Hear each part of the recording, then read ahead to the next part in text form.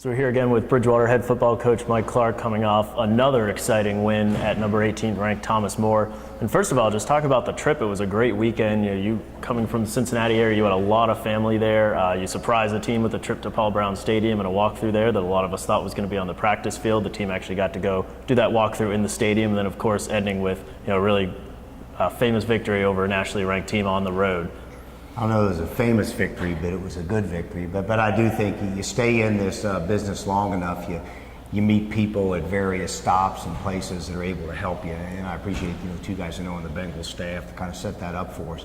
I thought it was a nice surprise for our kids. It was a nice surprise for me because I really didn't know till Thursday if they were going to let us into the stadium itself. And you're right, I am from Cincinnati, and I think for our kids, it was a good trip. I was really excited to be able to stay at a nice hotel on Friday night. And then I was really kind of excited that, before the game, I talked to the kids, said this has been a nice weekend. Now, what are you going to end it with? An exclamation point or just a period? And then they ended it with an exclamation point.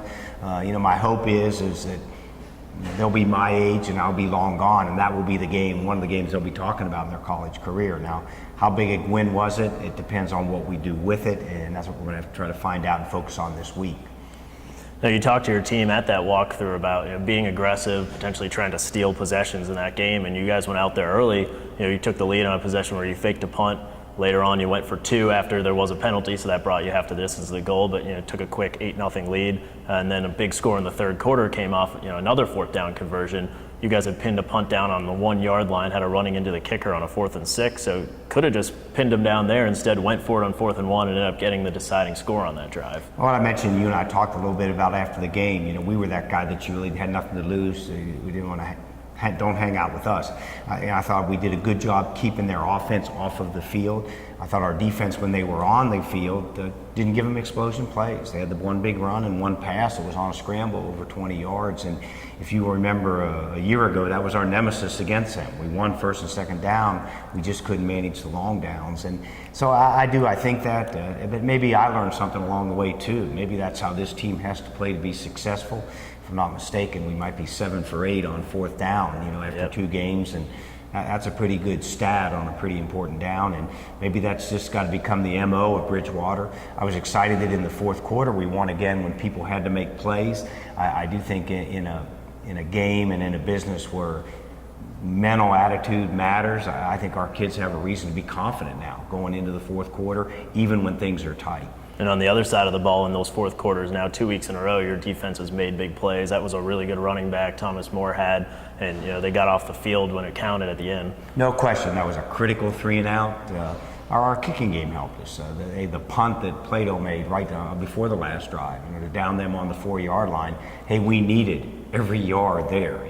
Another yard or 2 would have made the difference. The way that kid hit that last kick. But the good thing about wins like that, sure, it's a close game, and you could turn a play in either direction. The result's a little different, but the bottom line is by week 11, people are going to forget the details. It will always be a great win for Bridgewater College. And we turned from a great win to now, one of the tougher losses for the team last year, 26-23, if I remember, at Apprentice. Apprentice was a team that maybe didn't come in with the same established program, but they had some athletes that I think last year gave you guys trouble. Ryan Ransom on the defensive line, and then a running back, Fred Hendrith, who ran for 200 yards in that game. Now, neither of them are here, but they've got some more athletes. They've got a wide receiver, a freshman. It looks like he's been wrecking havoc in their first couple of games. They have athletes, and I think anytime, we're a good example. You put speed on the field, you have a chance. I do remember that. A year ago, I put a team on the field that wasn't ready to play.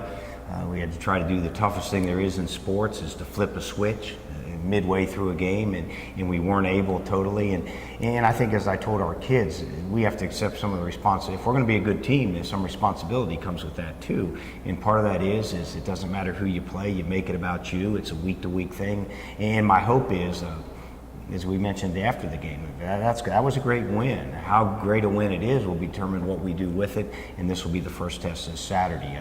I really want to be 3-0. My hope is we've tweak the interest of some fans that might have been on the fence to say, is this team worth coming out to see? And my hope is we can come out here Saturday and put on a show that they say, yeah, this is somebody I want to follow down the stretch here.